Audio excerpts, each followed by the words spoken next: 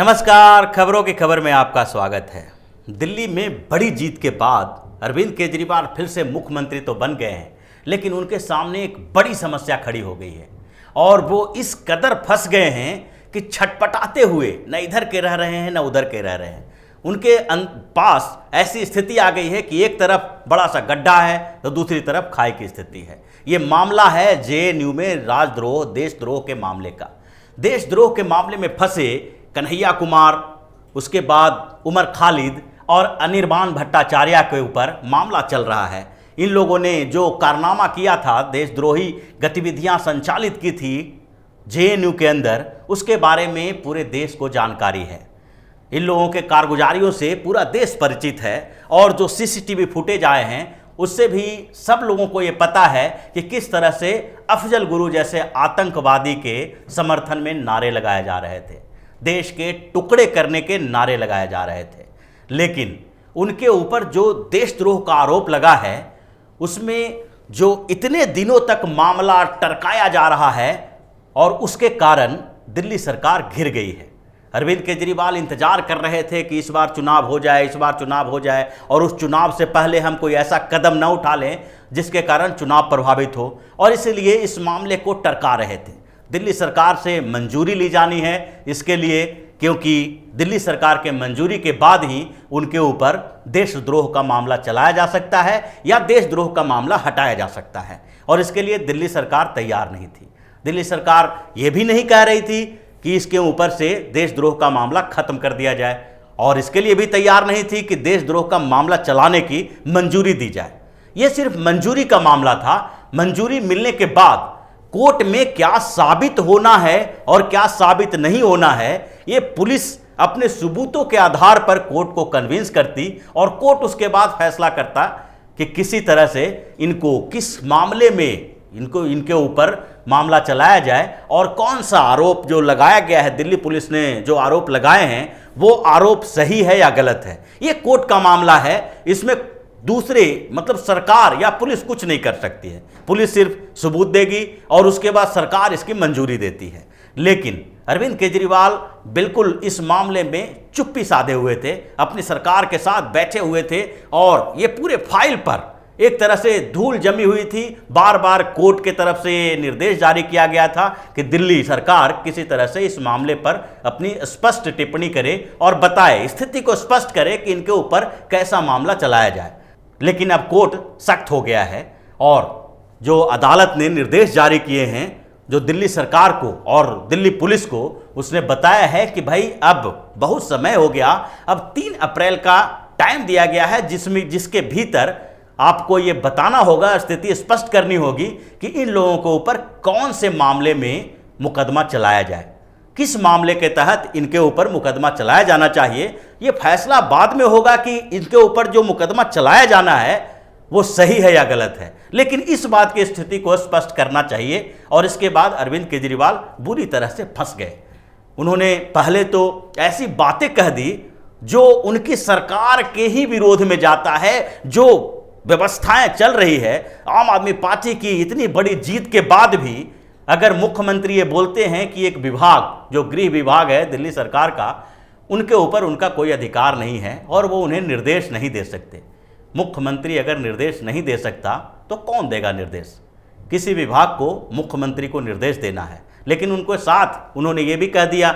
कि अगर हम निर्देश नहीं दे सकते और उस पर मेरा बहुत ज़्यादा अधिकार नहीं है, उनके कामों में हम हस्तक्षेप नहीं करते, लेकिन हम कोशिश करेंगे कि इस मामले को जल्दी से सुलटाया जाए और इनका जो प्रोसेस है जो धीमी गति से चल रही है उसको तेज किया जाए। यानी कि गृह विभाग से ये रिक्वेस्ट करेंगे कि जल्दी से जल्दी स्थिति स्पष्ट कर दी जाए।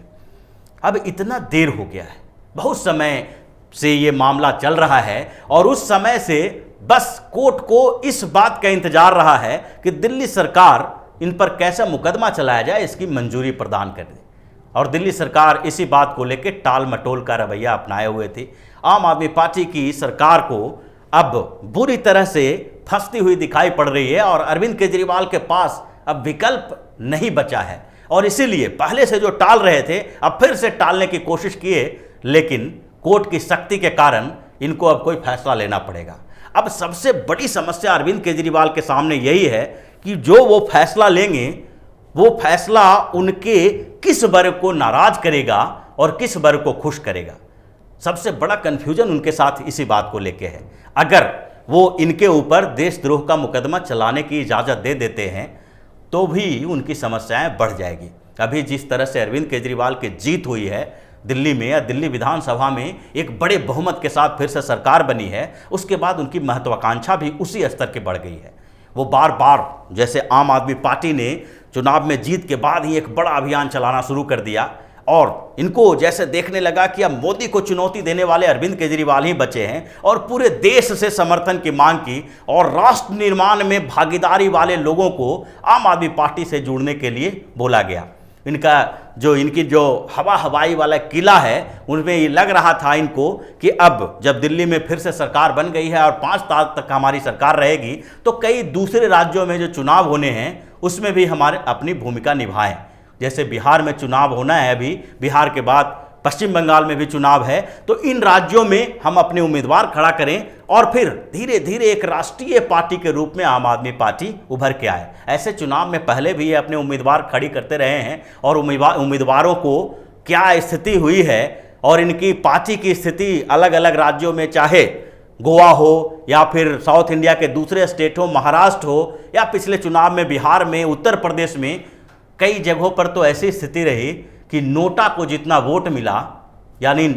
नोटा पर जितने लोगों ने बटन दबाया उससे कम लोगों ने आम आदमी पार्टी को समर्थन दिया। तो इसके कारण इनकी बेइज्जती फजीहत हुई थी और अब जो इनकी महत्वाकांक्षा राष्ट्रीय स्तर पर उभरने की है उसमें अब ये बाधा उत्पन्न कर रहा है। अगर वो देशद्रोह के मामले को आगे बढ़ाते हैं और कन्हैया कुमार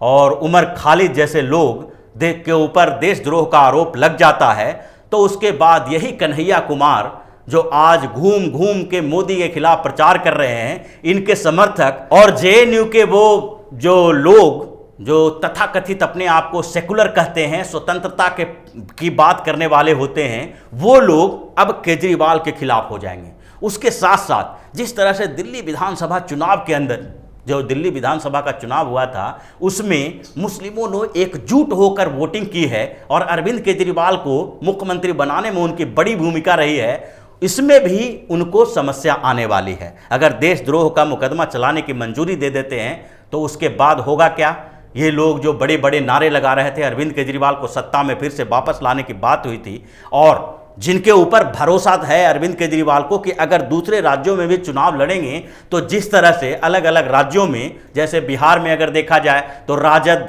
है जो मुस्लिम वोट पे नज़र गड़ाए रहती है, यहाँ पर उत्तर प्रदेश में बसपा और सपा के यही निशाने रहते हैं कि कहीं ना कहीं मुस्लिम वोट पर हमारे कब्जा हो, तो इन लोगों के तरह हम भी मुस्लिम वोट पे अपनी नज़र गड़ाए रखें और ये लोग हमें वोट दें। तो ये जो उनका मामला होगा, इस पर जो मंजूरी होगी तो पूरे देश में इस बात के लिए प्रचार होगा कि अरविंद केजरीवाल भी देशद्रोह के मामले में मंजूरी दे रहे हैं। और ये भी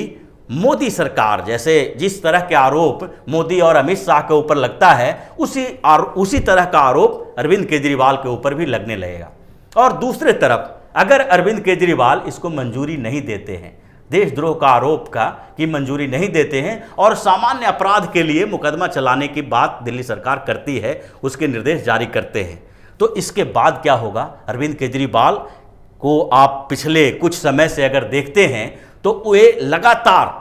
कभी भी ऐसा नहीं होता है कि ये किसी भी मौके का फायदा उठाने की कोशिश नहीं करते हैं। जैसे दिल्ली विधानसभा चुनाव के दौरान भी इन्होंने हनुमान चालीसा पढ़ लिया, बजरंगबली के भक्त बन गए और किसी तरह से सोच रहे थे कि एक मुस्लिम वर्ग है जो कहीं ना कहीं हमारा साथ खड़ा है, तो एक हिंदू वर्ग के बीच भी कभी हमारे खिलाफ ऐसा न जाए कि हम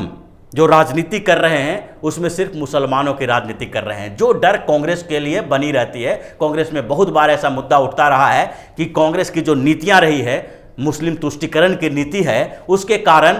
कांग्रेस की स्थिति कमजोर पड़ गई है और वही स्थिति अरविंद केजरीवाल की होने वाली थी। इसीलिए अरविंद केजरीवाल अपनी वो छवि, जो कांग्रेस की छवि बनती है, उस छवि से बाहर निकलना चाहते हैं, उस छवि में कैद होकर नहीं रहना चाहते हैं। और इसलिए दिल्ली विधानसभा चुनाव के दौरान उन्होंने बार बार हनुमान जी का पाठ किया, हनुमान जी के मंदिर में गए और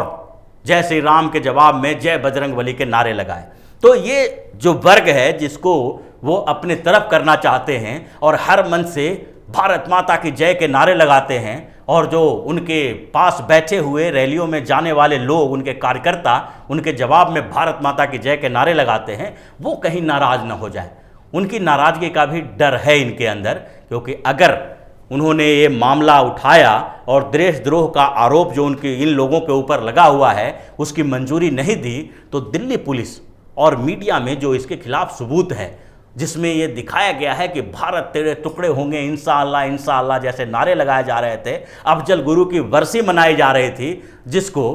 फांसी हो चुकी है, ये कट्टर आतंकवादी जिसको माना जा चुका है, उसकी बरसी मनाने वाले ये लोग, और फिर भारत के टुकड़े करने के नारे लगाने वाले, कश्मीर की आज़ादी के नारे लगाने वाले ये लोग, अगर इनके ऊपर देशद्रोह का आरोप नहीं लगे तो किसके ऊपर लगना चाहिए? फिर तो ऐसे ऐसे कई गुट बन जाएंगे और हर जगह पर ऐसे ही नारेबाजी होगी और एक भ्रम की स्थिति पैदा की जाएगी, क्योंकि उन लोगों को लगेगा कि हर स्टेट में ऐसी सरकारें हो सकती है जो हमारे ऊपर देशद्रोह का मुकदमा चलाने की मंजूरी न दे। तो इस बात को लेकर अरविंद केजरीवाल पूरी तरह से कंफ्यूज्ड हैं और फंस गए हैं। वो क्या करें ये समझ में नहीं आ रहा है। अब देखना यह है कि अरविंद केजरीवाल बीच का रास्ता क्या निकालते हैं। अगर बीच का रास्ता नहीं निकालते हैं तो और बुरी तरह से इस जाल में फंसते हुए जाएंगे और ऐसी स्थिति हो जाएगी कि हो सकता है कि आम आदमी पार्टी की जो महत्वाकांक्षा है, जो ये सोच रहे हैं कि पूरे देश की राजनीति में हम एक बड़ी भूमिका निभाने की कोशिश करेंगे, अलग अलग राज्यों में चुनाव लड़ेंगे, तो पहले जो स्थिति थी उससे भी बुरी स्थिति आगे आने वाले चुनावों में इनकी होने वाली है। तो इसी तरह की खबरों के साथ फिर से हाजिर होंगे, तब तक के लिए बने रहिए हमारे साथ और देते रहिए हमें सहयोग, ताकि इसी तरह की खबर हम आपके लिए लाते रहें। धन्यवाद। अगर आपको हमारा वीडियो पसंद आया हो तो इसे लाइक करें, हमारे चैनल को सब्सक्राइब करें और हाँ, बेल आइकन दबाना ना भूलें ताकि आप तक हमारे वीडियो की नोटिफिकेशन पहुंचती रहे। आप अपना सुझाव हमें कमेंट बॉक्स में दे सकते हैं। हमारे साथ जुड़ने के लिए शुक्रिया।